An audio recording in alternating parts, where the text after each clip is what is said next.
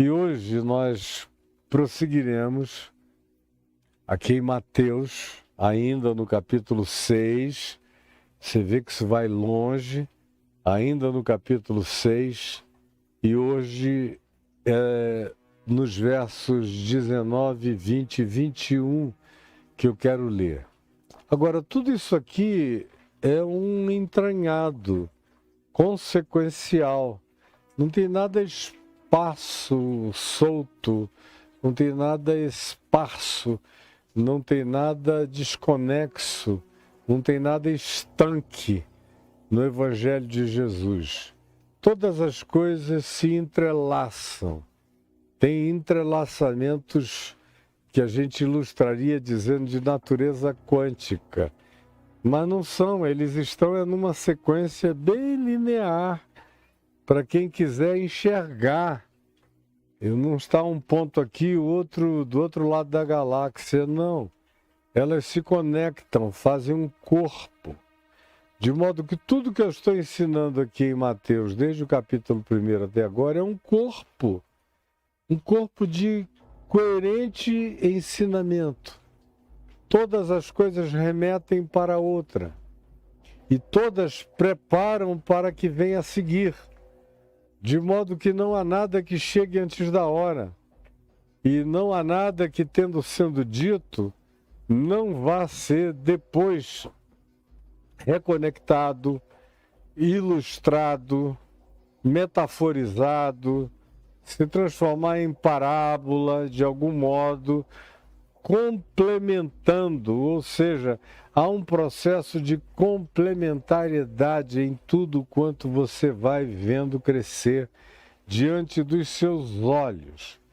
E hoje, depois da gente estar vindo dos ensinos de Jesus, aqui no Sermão da Montanha, no capítulo 5, onde bem-aventurados os macários são figuras extraordinárias que não tem nada a ver com o currículo vitae que o mundo cobra, não tem nada a ver com o que seja propositura do ponto de vista social, econômica, ou de grandeza financeira, ou de sobrepujância política, ou de fama, nada disso. Isso passou ao largo, nem passou, nem foi mencionado, nem foi visto. Isso tem a ver só com a nossa loucura, com a nossa fantasia, com a nossa vaidade suprema, com a nossa oquidão, com a nossa valorização daquilo que não passa para a eternidade, com o nosso culto ao oco, nosso culto ao vazio, com o nosso culto ao nada. A maior parte da vida de todo mundo é consagrada ao nada, à vaidade, ao coisa alguma. Como diz a sabedoria do livro de Provérbios, a vida aqui debaixo do sol não passa disso, de vanidade. Tudo é vaidade e correr atrás do vento. Aí chega alguém e diz, você não sabe o que aconteceu comigo, uma coisa nova que eu estou experimentando. E eu fico olhando, eu digo, meu Deus, o que a ignorância faz? O indivíduo nasceu outro dia, está vivo agora, 30 anos depois ele acha que aconteceu com ele uma coisa nova que nunca aconteceu antes. Como se, por exemplo, o Elon Musk fosse um fenômeno novo na humanidade. Não, ele é o fenômeno mais repetido e recorrente. Ele só tem temáticas novas, tecnologias que para a nossa contemporaneidade são novas, mas se você for para antes do dilúvio de Noé, nem tanto. Hoje em dia se descobre cada vez mais que as mesmas tecnologias já habitaram o planeta Terra antes da grande catástrofe diluviana. Quem for comigo à Turquia esse ano, em maio, vai aprender tudo isso. É uma viagem pré-diluviana, anterior ao dilúvio. É um mundo que precisa ser conhecido. Porque Jesus disse que assim como foi antes do dilúvio, assim voltaria a ser nos dias anteriores à volta do Filho do Homem. Nos dias que a gente vive. Então, entender aquele passado ajuda a gente a ver com clareza o nosso presente.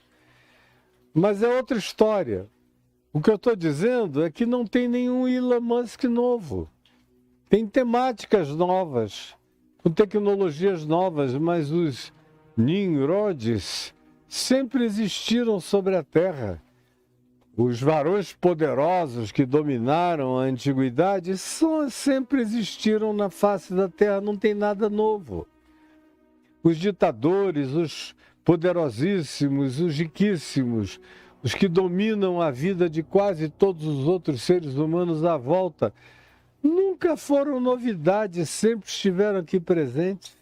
Essa convergência de poder total nas mãos de alguns poucos contra a fome, a miséria da maioria absoluta. O que há de novo nisso? O que há de novo no fato de um garoto que não sabe nada de coisa alguma se tornar herdeiro de um pai que trabalhou, se esforçou, amealhou, ajuntou e deixou uma grande herança para um bobo, para um playboy, para um tolo que vai torrar tudo, que vai gastar, que não vai sobrar nada, que vai miserabilizar-se. Enquanto o pai fazia aquilo pensando que estava dando garantia de sobrevida à família e aos filhos, quando na realidade nunca soube de nada, porque aquilo que a gente amealha aqui não passa com a gente para lugar nenhum depois da presente ordem de coisas, não passa. Então, aqui no Evangelho, o que você encontra são os temas de sempre. Os temas de sempre, apenas com algumas temáticas diferenciadas. E mais do que isso, você encontra a palavra de Deus de sempre. A palavra do Evangelho, a boa nova, a sabedoria eterna, o conselho divino, o caminho mostrado, o chão divisado, a orientação, a luz que mostra o percurso, sempre do mesmo modo, para evitar os mesmos tropeços, os mesmos erros, as mesmas ilusões, as mesmas miragens, os mesmos enganos, as mesmas falsificações. Mas a nossa estupidez é muito grande. A nossa ignorância é brutal, brutal, brutal. Eu, às vezes, fico vendo, e cada dia aumenta mais. Quanto mais informações do imediato, menos memória histórica as pessoas têm. Às vezes eu menciono uma coisa de 10 anos atrás, para pessoas que estavam vivas, que viram, que assistiram, que fizeram parte, que viram o noticiário, leram o jornal, receberam a informação.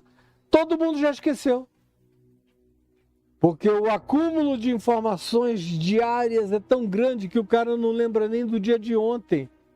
Às vezes, você conversa com alguém à noite sobre uma notícia da manhã, a pessoa diz, eu já tinha até me esquecido, foi hoje isso, Pensei até que já fazia mais tempo. Eu digo, meu Deus, onde é que a gente vai parar? As pessoas estão se desmemoriando, é uma amnésia absoluta. É a morte da memória, a transferência da memória para um HD externo. Porque ninguém guarda mais nem para si as memórias mais candentes. Guardam sim ódios, amarguras, ressentimentos, falta de perdão, raiva. Isso elas guardam. Agora, sabedoria, entendimento, informação útil, aprendizagem, essas coisas todas que deveriam fazer parte do que nós preservamos no baú do nosso coração e da nossa consciência, essas todas são despejadas fora todos os dias. E as pessoas vão vivendo como autômatos alienados, guiados de informação e informação que elas vão esquecer no fim do dia, já nem lembram mais. O Evangelho, todavia, não é assim. E nem pretende que o leiam, que o aprendam, que o guardem, que sejam neles instruídos, se tornem pessoas assim. Senão será uma desgraça. E eu experimento todo dia essa desgraça. Eu sou um professor dessa desgraça. Eu sou um ensinador dessa miséria. Porque eu venho aqui, ensino, sabendo que é uma minoria que guarda. É uma minoria que retém, que transforma aquilo em projeto, em processo, em compreensão, em aprendizagem. A maioria até fica impressionada na hora, de maneira estanque. Ah, uau! Aí alguém chama ali, faz qualquer outra coisa, o cara já esqueceu. Já foi lavado da mente, já não há mais nada. É lavagem cerebral todo dia. E eu venho no dia seguinte, repito, e vejo pessoas que estavam aqui, que apareceram aqui, os nomes apareceram aqui, que ouviram e que me perguntam a mesma coisa. Escuta, Caio, isso é novo, interessante. E eu digo, ai meu Deus, me dá paciência, porque eu vou ter que viver assim o resto da minha existência, porque é uma geração que não tem memória, é uma geração que sofre de uma amnésia pavorosa. Pois bem, o que nós temos hoje diante de nós não é um informe estanque.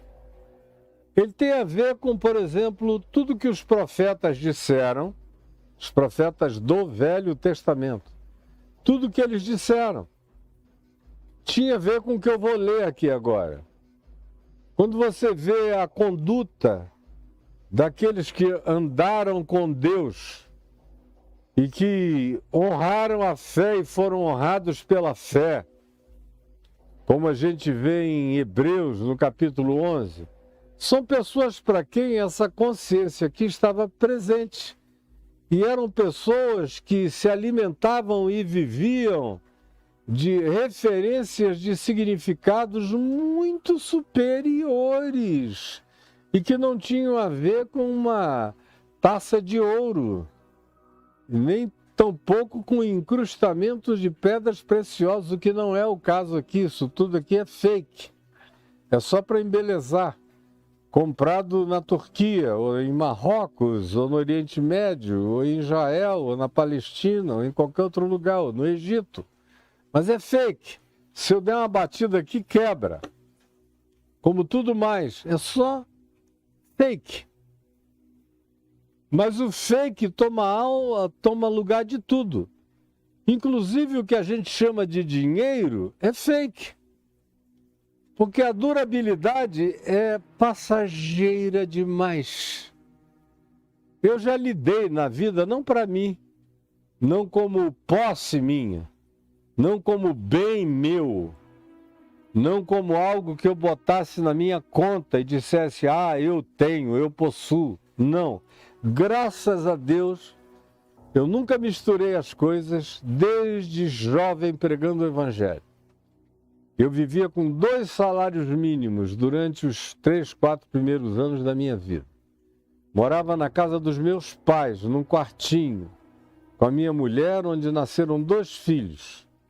Depois eu construí uma casa ao lado, com um dinheiro que não era meu, que eu ganhei de presente do meu sogro, com cujo dinheiro eu comprei um terreno, e com a sobra nós iniciamos a construção.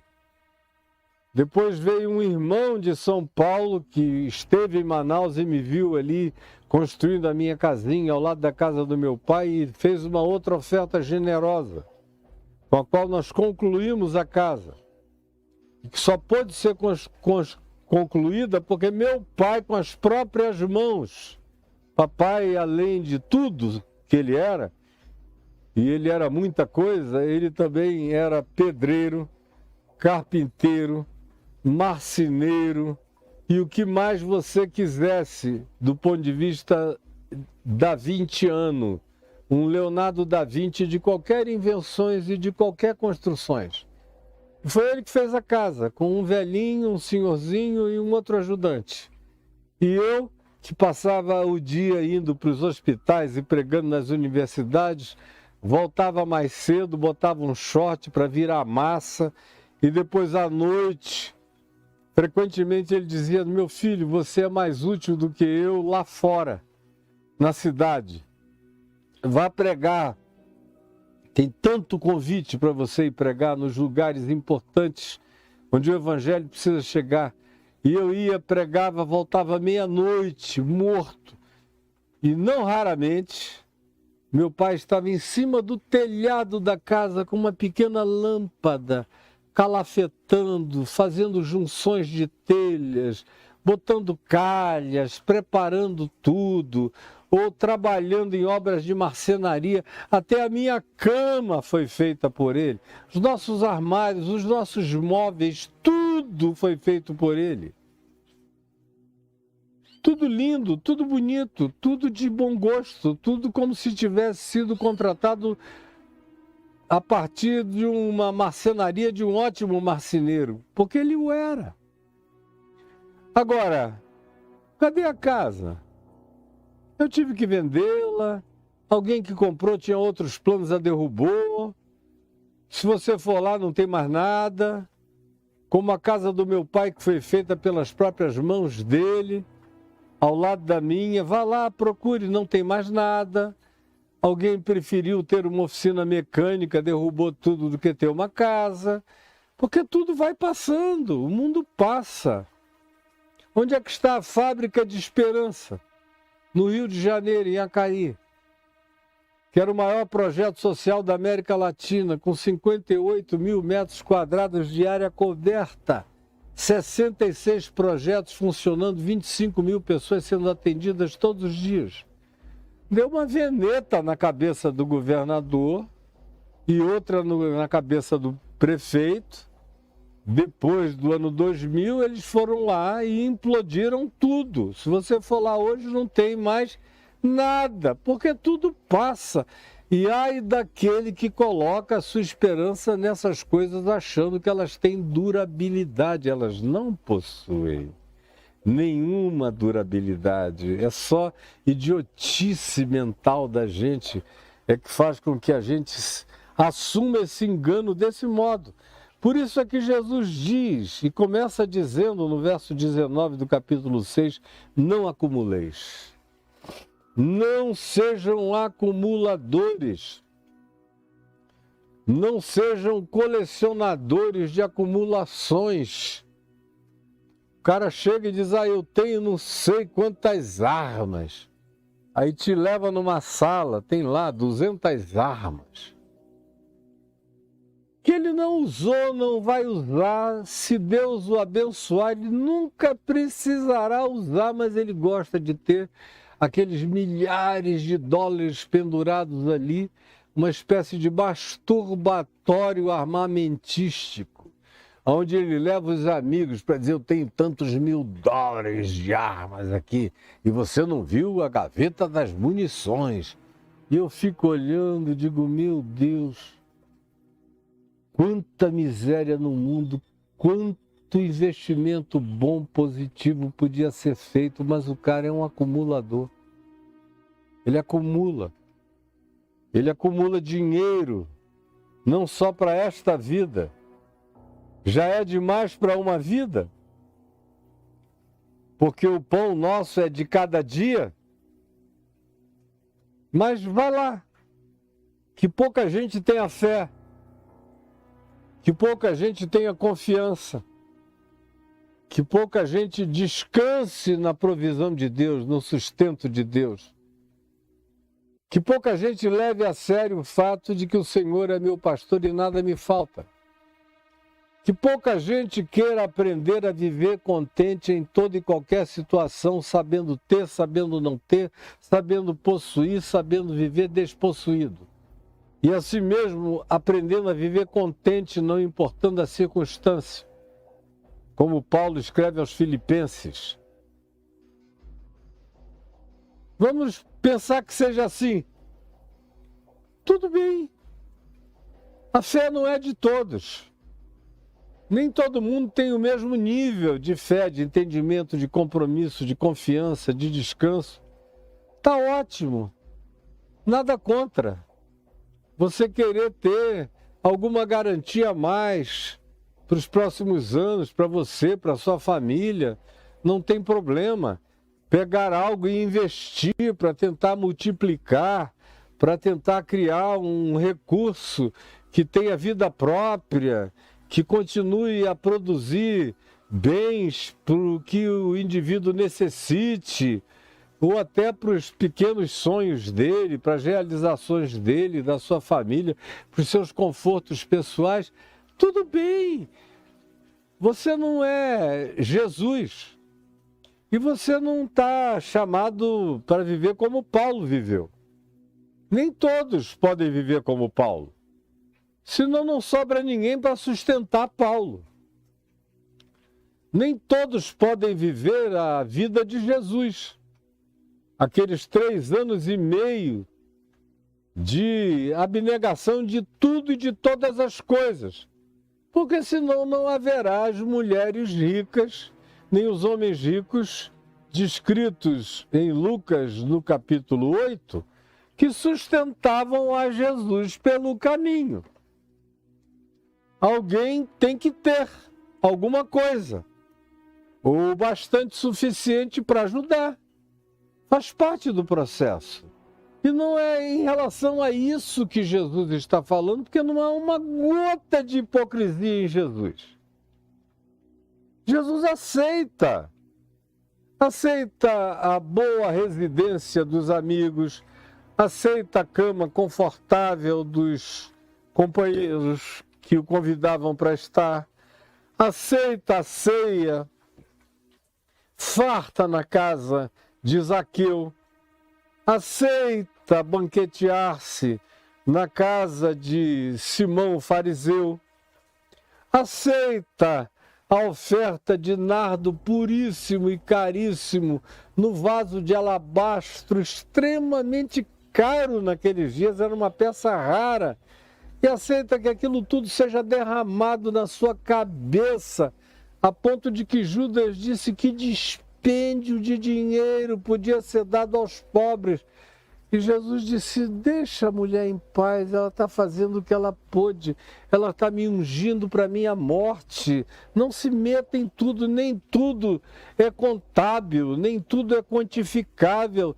Existem coisas que carregam qualificações superiores às quantificações matemáticas, aritmáticas e imediatas. Nem tudo é para ser medido assim. Senão a vida fica insuportável. Parem com isso. Ele é colocado, como diz Isaías no capítulo 53, e os evangelhos confirmam nas narrativas da reportagem dos evangelhos, ele é morto entre bandidos, mas com o rico esteve na sua morte.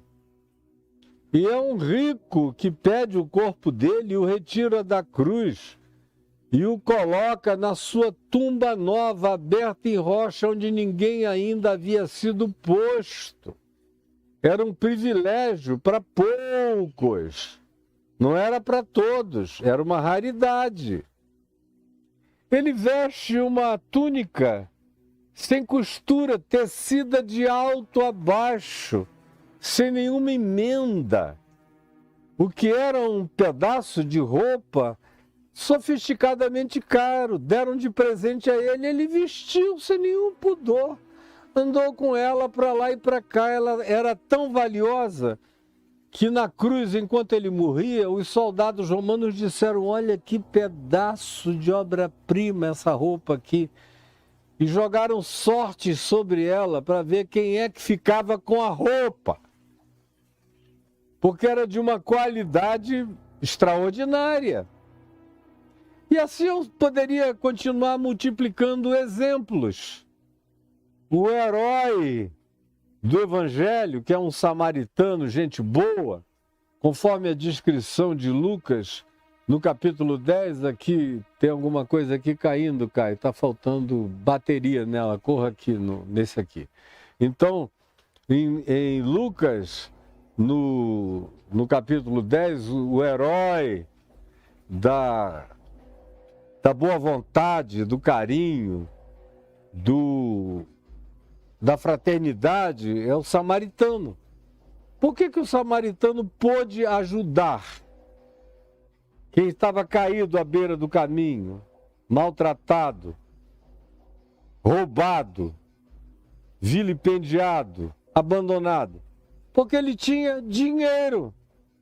Dinheiro bastante para socorrer o cara, dinheiro bastante para colocá-lo numa hospedaria, dinheiro bastante para dizer: eu estou indo adiante, mas quando eu voltar, se ele tiver te custado alguma coisa além e a mais, me fala que eu te remunerarei completamente a mais. Por quê? Porque o homem tinha. Ele não estava ali como um pobretão sem nada, ele tinha com que socorrer. O próprio Evangelho de João, aliás, a primeira epístola de João, no capítulo 5, nos diz que se alguém passa e se alguém vê uma pessoa em necessidade e em vendo, possui aquilo com o que possa socorrer o indivíduo na sua necessidade, mas fecha o coração, desvia o olho e vai adiante, esse tal, João diz, como pode permanecer nele o amor de Deus? Ele viu, ele podia alcançar, ele tinha os meios, ele tinha tudo, mas ele bloqueou o coração, ele blindou os olhos, o amor de Deus não está nele. Portanto, o problema não é ter, o problema é como ter. O problema não é ter, o problema é como ter, preste atenção nisso. O Evangelho, aliás, nos ensina que o problema é como, sempre é como. É como eu ando, é como eu vejo, é como eu trato, é como eu vivo, é como eu sou. O Evangelho tem uma ênfase absoluta em como eu existo, com que qualificações, com que disposição, com que interesse, com que perspectivas eu consigo viver. Eu consigo viver. É como. Então, sabendo disso, olha o que Jesus diz: não acumuleis. A acumulação é o como. Não é não ganhem nada. Não é sejam improdutivos. De modo algum. Porque ao contrário. Você vê, por exemplo, na parábola que Jesus conta aqui em Mateus, mais adiante, capítulo 24, início do capítulo 25, aquela parábola dos talentos, ele diz que pessoas diferentes recebem dons diferentes de acordo com a capacidade que cada um tem de exercer o seu próprio dom. E um recebe 5, outro recebe menos, um recebe 1. Quem recebeu 5 saiu a trabalhar e multiplicou por 10. Quem recebeu 4 multiplicou por 8. Quem recebeu 2 multiplicou por 4. Agora, a tragédia daquele que recebeu 1, sentou em cima, enterrou e não fez nada. Então, ao contrário, existe inclusive uma expressão violenta designada para esse indivíduo que recebeu dom, graça, talento, meios, recursos, inteligência, sabedoria, ciência, instrução, todas essas coisas com as quais a gente implementa a nossa capacitação e ao invés de ampliá-la, a escondeu, sentou em cima, enterrou, e Jesus chama essa pessoa de servo malvado. Por isso o problema não está em ter. O problema sempre esteve em como ter. Guarde isso no seu coração para sempre. Embora eu saiba que você vai esquecer amanhã ou hoje à noite. Mas, para quem guardar, para quem tiver essa avidez de aprendizagem sincera e verdadeira, fique sabendo, o que importa é como você trata as coisas. As coisas em si são quase sempre completamente neutras. O que designa o significado delas é o modo como eu as trato. Portanto, Jesus diz no verso 19, não acumuleis. Não acumular é o como. É viver para insatisfação absoluta, mais. E Jesus dá um diagnóstico para o acumulador. Jesus psicopatologiza a mente do acumulador. Está aqui no Evangelho de Lucas. Aquele homem que tinha alguma coisa, já tinha o bastante, mas falou, não, eu quero ter demais. E aí ele saiu construindo silos e depósitos e ampliou os seus bens, encheu os seus tesouros e seus silos. A linguagem do primeiro século era toda ela em grãos. Grãos era a unidade monetária por excelência. Mais do que ouro, eram grãos. Estavam disponíveis para qualquer um plantar, tirar da terra. Tendo silos para guardar, era uma fortuna, uma fábula, que podia ser estocada por anos. E depois de estar tudo pronto, ele olha para a sua produção extraordinária e diz, ó, minha alma, vê quantos bens, quantos recursos, todos esses silos. Tu tens agora em depósito bens para muitas gerações, para muitos anos. E Jesus disse que ele ouviu uma voz, aquele homem, dizendo, louco é a palavra, é o diagnóstico. Insano. Insano. Hoje mesmo pedirão a tua alma. Hoje mesmo pedirão a tua alma. E o que tu tens, para quem será, seu insano? Portanto, mais uma vez, a ênfase de Jesus está na acumulação. Zaqueu, por exemplo, tinha uma grande acumulação.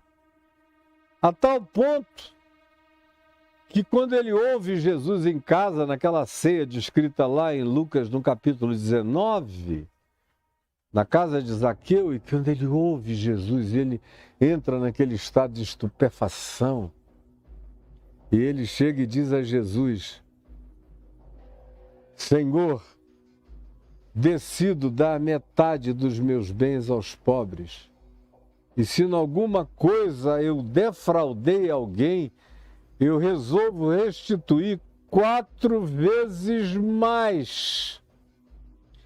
Jesus disse o quê? Hoje entrou salvação nessa casa. Porque o Zaqueu ficou apenas com o que era necessário, com o que era fruto do trabalho dele. Se satisfez com a remuneração natural do seu trabalho. Parou de cobrar o ágio. Parou de meter a mão grande. Parou com isso tudo e não só parou, decidiu desacumular, decidiu investir naquilo que era a miséria do outro, a pobreza do outro, a necessidade do outro, a reparação daqueles que ele sabia que tinha explorado na cara lavada. Aí Jesus disse o quê? Hoje, o arrependimento aqui manifesto toca no nervo essencial da alma deste homem, porque ele está tratando do problema mais visceral que ele tinha, da doença idolátrica mais profunda que o possuía. Portanto, eu digo, hoje entrou salvação nessa casa. Como era o caso, por exemplo, de Mateus, que Jesus chamou para ser apóstolo, também chamado de Levi, o maioral, o homem mais rico da Galileia, o maioral dos publicanos, o mais endinheirado de toda aquela região. Jesus disse: vem e segue-me. O cara largou tudo, deixou a coletoria porque descobriu um tesouro maior e teve o privilégio de um chamado que ele nunca esperou ter na vida. Ele já estava tomado pela fascinação, mas a autoimagem dele, a desvalorização pessoal dele para com ele próprio, a certeza que ele tinha da sua imensa e absoluta inadequação para ser discípulo de Jesus, o fez tornar-se um indivíduo que nem ousava se aproximar para ouvir de perto. Jesus vem e olha para ele e diz: você me serve, vem e segue-me. Mateus, e Mateus deixou a coletoria, deixou tudo, passou para outros, não quis saber, foi adiante, nunca mais teve nada, mas herdou um grande tesouro nos céus. Mateus é um caso extremo. Jesus não chama todo mundo para os casos extremos. Ele está cheio de amigos que tinham casas, propriedades, que tinham seus bens. Não há nenhum problema nisso. O problema está na exacerbação em um que possui os bens que tem a ver com o que poderia ser o recurso de milhares ou milhões. Aí isso cai na casa da iniquidade indescritível, porque cai no processo de acumulação perversa. Segundo Jesus, segundo o Evangelho, cai no processo de acumulação perversa. Você me entendeu? Portanto, não acumuleis, outra expressão interessante, para vós outros.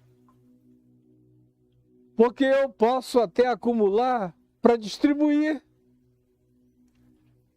Para distribuir. Eu conheço pessoas que têm um dom extraordinário de tocar e fazer isso aqui virar outra coisa, virar bem, virar dinheiro, virar recurso. Mas eles fazem isso para outros. Como nos bons tempos. Hoje em dia não existe mais isso.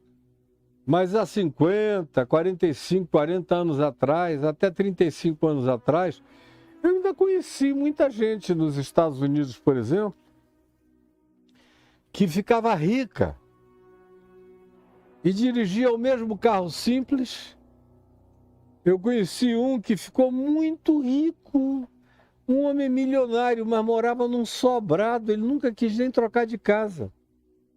E o dinheiro todo que ele tinha, ele não ficava nem com 1% do que ele produzia por mês. Os outros 99% ele doava para obras sociais, para missões, para pobreza, para necessidade humana, para universidades, para laboratórios, para pesquisas científicas, investimentos os mais variados, porque ele tinha capacidade de produzir, mas não era para ele.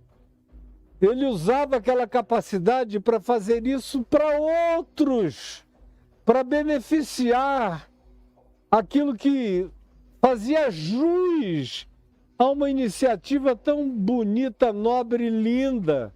Hoje em dia isso acabou. Na Europa ainda durou mais tempo.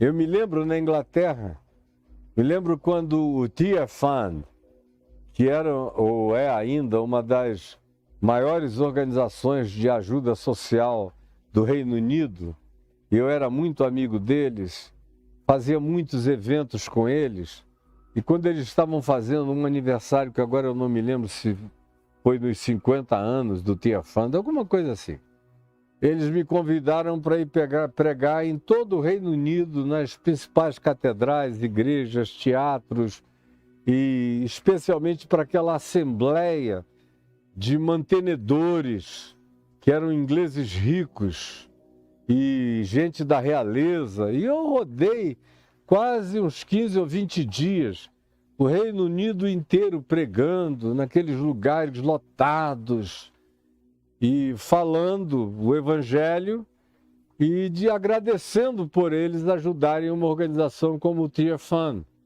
que ajudava tantas coisas lindas no mundo. Hoje em dia, até as organizações de natureza social já ficaram completamente refratárias e difíceis. E os doadores desapareceram, sumiram. Já não há mais ninguém aí. São raros. Estão se transformando, como diz o Velho Testamento, em ouro de Ofir. Dificílimo de ser garimpado e achado. Não acumuleis para vós outros. Porque quando o indivíduo tem a capacidade de ganhar, de gerar mais do que precisa, mas produz visando as necessidades amplas. Tem um laboratório que podia fazer 20, 30, 40, 100 vezes mais. Se tivesse mais recursos, eu vou investir nele. Tem uma pesquisa científica que pode salvar a vida de milhares, milhões de pessoas, eu vou investir nisso.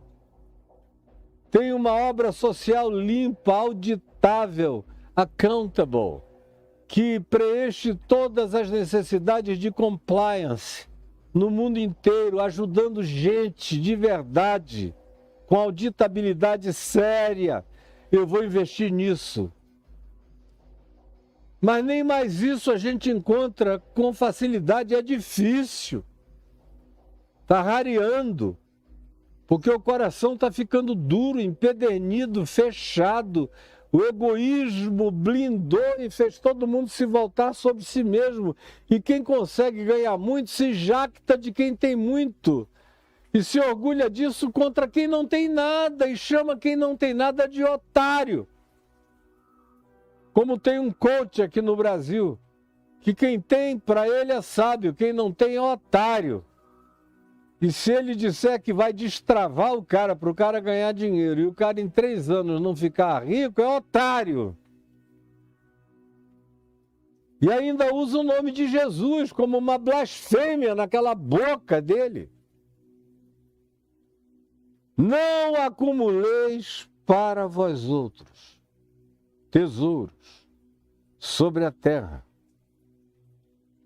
Se eu tiver algum potencial de ganhar mais, de ganhar muito, de produzir muito, que eu faça isso visando quem não tem quase nada, quem não tem o mesmo dom, quem não tem a mesma graça, quem não tem a mesma inteligência, quem não tem a mesma oportunidade, quem não teve o mesmo treinamento, quem não teve os mesmos meios que eu tive, quem não teve a mesma capacidade de expediente criativo que eu que não tinha, desenvolvi e passei a ter, e hoje consigo fazer as coisas se multiplicarem aonde quer que eu chegue, eu toque. Agora, isso é um dom. Isso é um dom para ser usado não para mim, só para mim também. Porque se eu tenho um dom, o Evangelho diz que é justo que eu me alimente do dom que eu tenho. Agora, não é justo, não é sábio, não é lúcido, não é sensato, não é segundo Jesus nem o Evangelho, que o dom que eu tenha seja utilizado exclusivamente para mim mesmo, porque senão ele se transforma não em dom, não em cáris, não em graça, mas se transforma em maldição. Uma graça que é favor e merecido, que eu não fiz nada por merecer, mas me foi dada.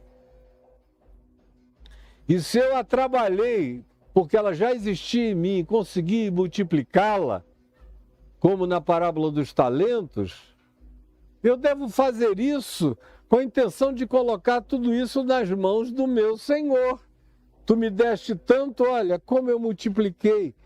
Investir isso nas vidas de outros tantos, porque nada é igual nesse mundo.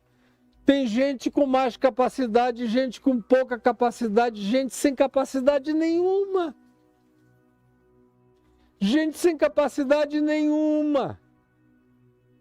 E que, se não for ajudada, vai morrer na sua própria desgraça e miséria enquanto você assiste, se refastelando nas sobras que você não terá condição de levar para a eternidade. Portanto, não acumuleis para vós outros tesouros sobre a terra. Aqui, quantas casas! Casas e mais casas e mais casas e mais casas. Eu conheço uma pessoa que, a essa altura da vida, deve ter mais ou menos umas 3.000 casas.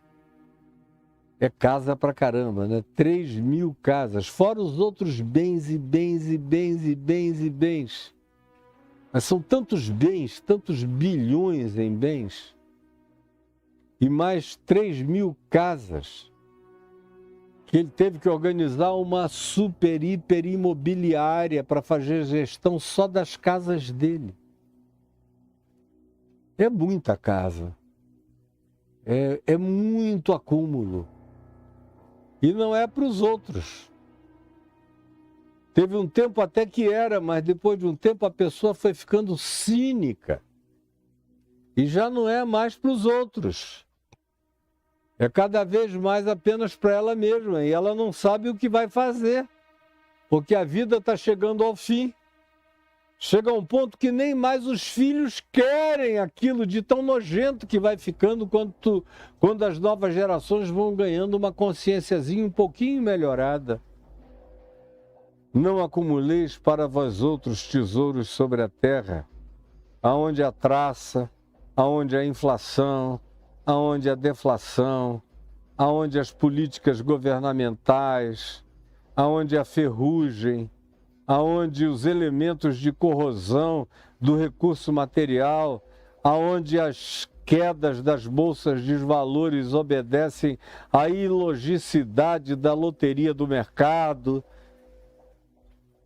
aonde essas coisas são corroídas, como eu já vi em 78, gente riquíssima nos Estados Unidos e que perdeu tudo da noite para o dia, pulou da janela de Wall Street.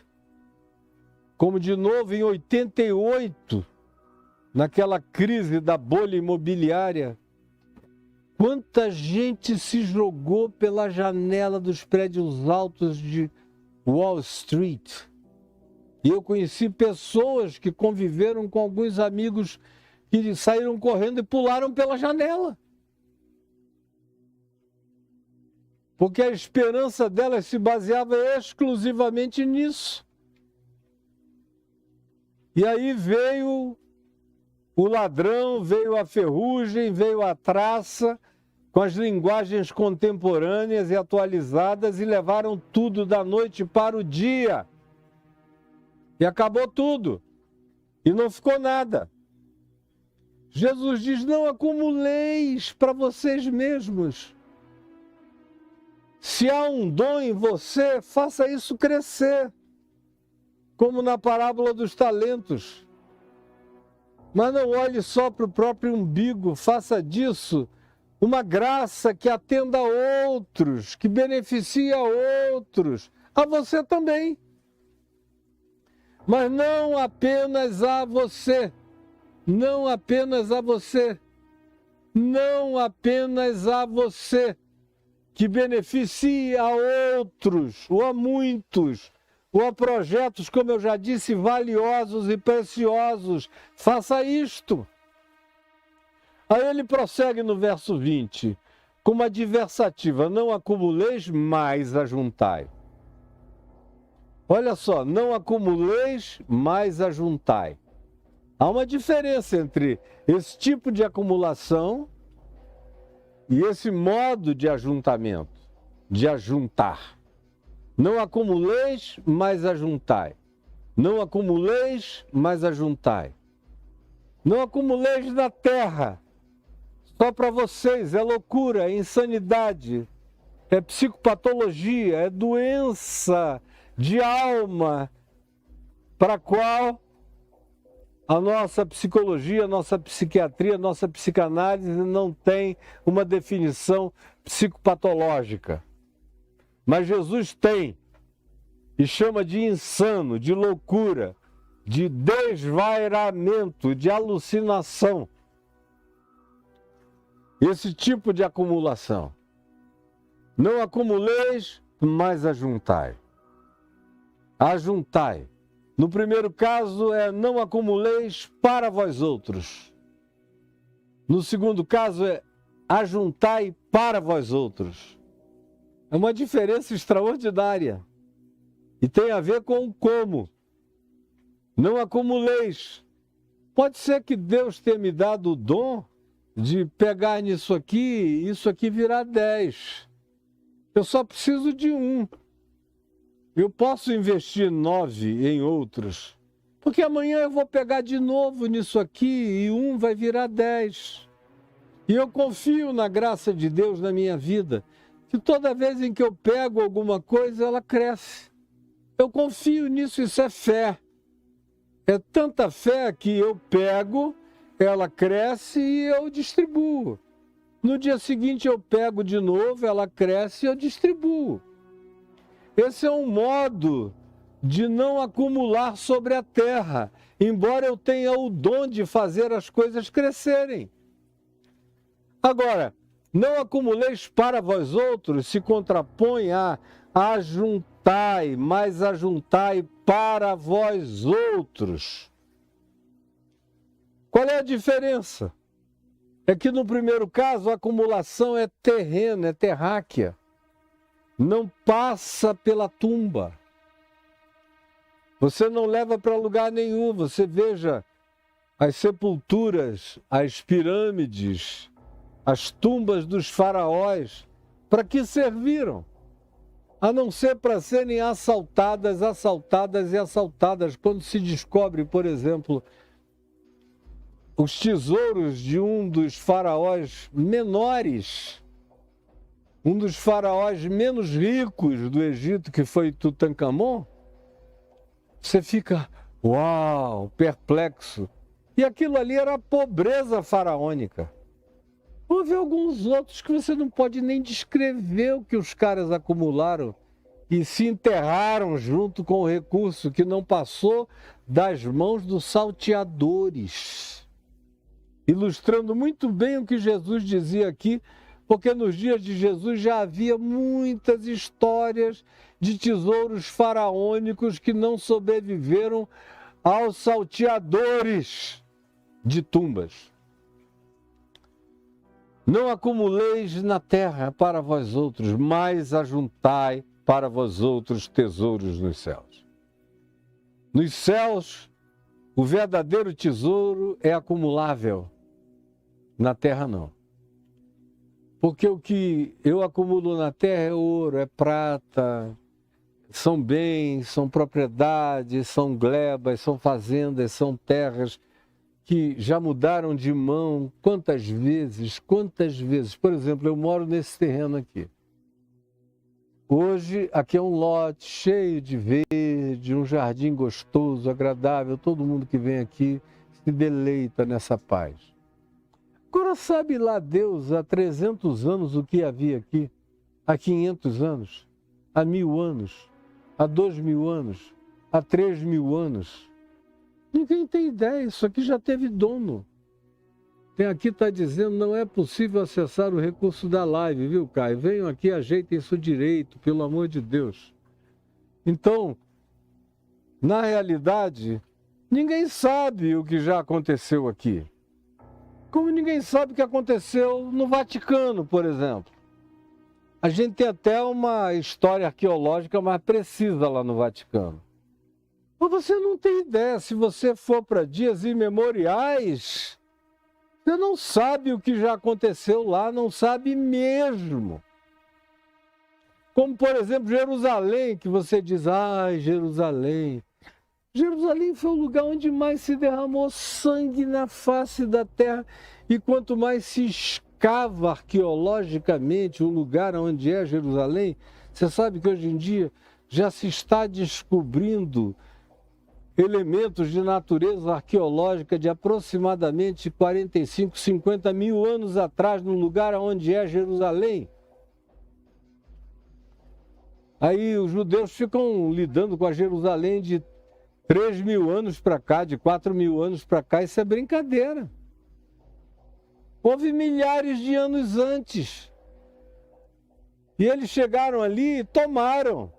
Na marra, Davi tomou dos jebuseus, não tinha atestado, não tinha certidão de propriedade, foi no peito, na raça, foi tomado mesmo.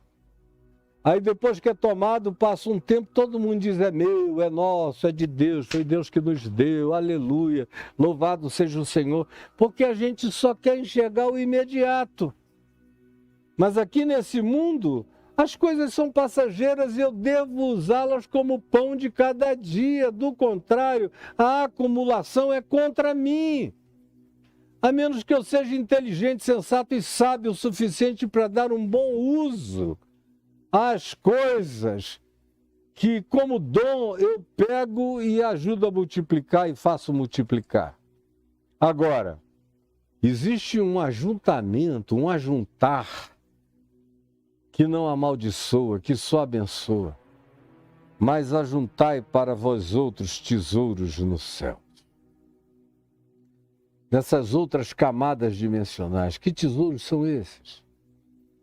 Que tesouros são esses?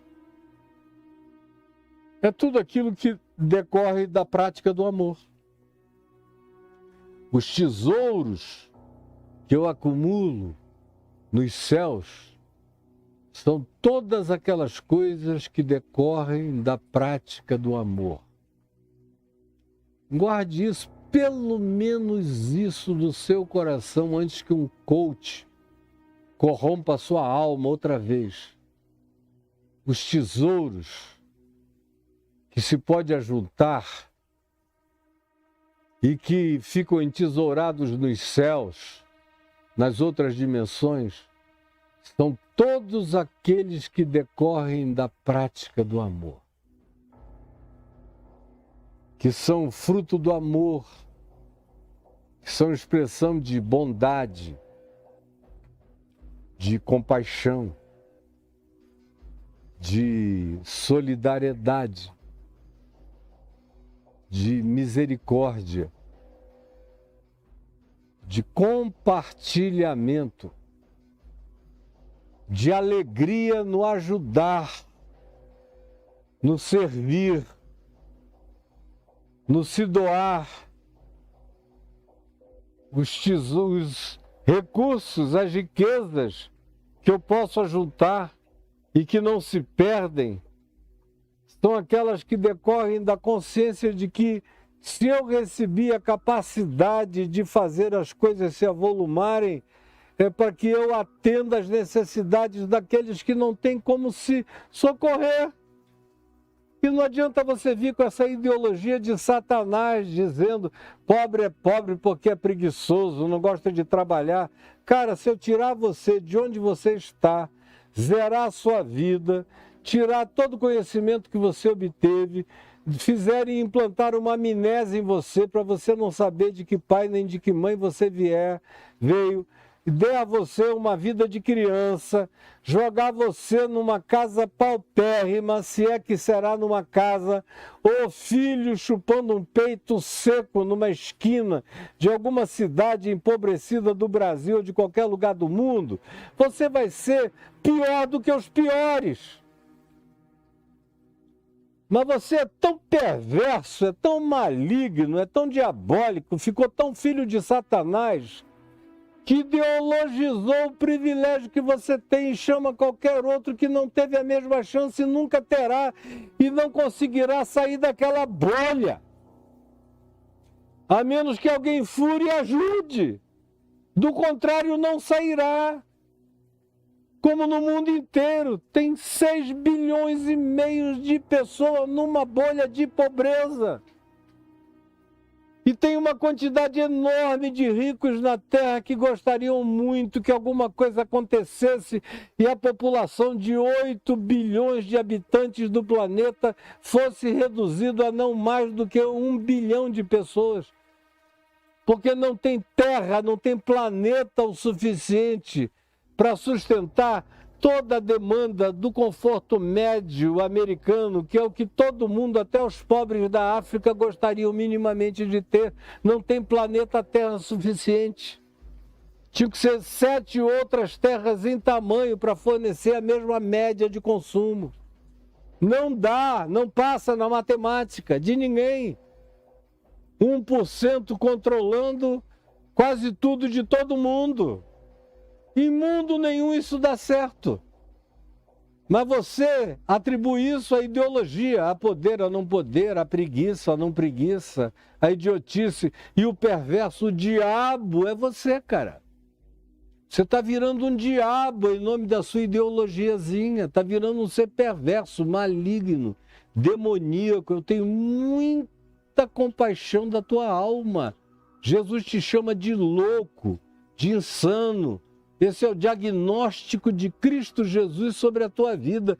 É o label inarrancável que você mesmo colou na sua testa. Não acumulei sobre a terra, mas ajuntai para vós outros tesouros nos céus, onde traça nem ferrugem corrói, e onde ladrões não escavam nem roubam. Tudo que é meu está guardado e ninguém vai roubar, ninguém vai tirar. Eu vou me vestir de glória. Quando você me encontrar na outra dimensão, você vai me ver vestido de glória, de luz, do indescritível. Eu vou estar tomado por uma beleza que você não pode, nem eu, podemos juntos imaginar ou conceber. Aquilo que olhos nunca viram, aquilo que ouvidos nunca ouviram, aquilo que nunca subiu ao coração de homem nenhum, é o que Deus tem preparado para aqueles que o amam. Tem preparado para aqueles que o amam essa riqueza nos céus, celestial. E que não é feito desse elemento material, é feito de natureza imponderável, é daquilo que o espaço-tempo não destrói, não corrói, que a lei da entropia não desconstrói. Agora você escolhe que natureza de gente você quer ser. É o que o Evangelho diz. Você pode viver só para o espaço-tempo aqui, ó. Fazer o que você bem entender da sua vida, cara. E morrer bilionariamente miserável e infeliz e nu. Como Jesus diz aos crentes ricos da igreja de Laodiceia. Pobre, cego, infeliz e nu. Pobre, cego, infeliz e nu. Riquíssimos. Mas o diagnóstico de Jesus para eles foi esse. Vocês acham que não precisam de nada? Que são riquíssimos aqui em Laodiceia? Pois eu vos digo. E quem está dizendo é Jesus. Para mim, vocês são pobres, cegos, infelizes e nus. Esse é o destino de quem vocês estão semeando para se tornarem. Agora, ajuntai para vós outros tesouros nos céus, onde nada se perde. Nada, absolutamente nada se perde. E eu quero, no dia de hoje é quinta-feira ainda, né? É quinta-feira hoje? Por favor, me ajudem aí dentro, falem alto. É quinta-feira hoje, então eu vou terminar por aqui, porque eu já falei demais e amanhã eu quero prosseguir nesse mesmo tema, conversando com você sobre a primeira epístola de Paulo a Timóteo, que continua esse tema. Porque tem muita gente me perguntando, escuta, Caio, qual é o problema da gente ter dinheiro? E eu já disse hoje, eu já respondi. Mas tem gente que não adianta, você tem que repetir 1 trilhão de vezes para o cara entender. São ouvidos mocos. Então, aos ouvidos mocos, amanhã eu quero ler aqui na Epístola de Paulo a Timóteo, e quero que você me acompanhe no capítulo 6, versos 9 e 10. E você vai ver quando ter pode se transformar numa desgraça para você. Só aí é que se torna. Antes disso, não. Eu, por exemplo, quero muito que você prospere em tudo, mas que, sobretudo, a sua alma se torne próspera. Como o apóstolo João diz na segunda epístola dele, no finalzinho do Novo Testamento, quando ele diz: eu rogo a ti, meu amado Gaio, que tu sejas próspero como próspera é a tua alma. Eu peço a Deus que tu te tornes próspero, como próspera é a tua alma. E eu tenho um livro exclusivamente sobre isso, chamado Uma Graça que Poucos Desejam. Deve estar aí no portal caiofabio.net, no link livros. Link livros, caiofabio.net, é que eu acho que o Caio não tem ainda a chance de abrir lá, mostrar, clicar, e como o Braulio fazia. Mas está aí, no caiofabio.net, no link livros, o livro Uma Graça que Poucos Desejam, que ensina a teologia do Novo Testamento de como ter dinheiro sem se fazer mal. Como ter dinheiro sem se fazer mal, segundo o ensino do Evangelho de Jesus. Vá lá, você mesmo, clique, abra, procure o link livros e procure o livro Uma Graça que Poucos Desejam. Veja se ele já tem e-book, qualquer coisa assim. Nós estamos entrando numa fase em que os livros vão virar, inclusive, avatares, sendo compartilhados com você. Vai chegar essa hora, você vai ver. Mas enquanto isso, vá lá no dedão e alcance. E eu peço a ti, Jesus, que essa palavra tenha alcançado o coração de alguém, de alguns, e tenha enriquecido a mente, que tu dês inteligência espiritual que nos salve da nossa idiotice perversa. Por favor, salva-nos disso.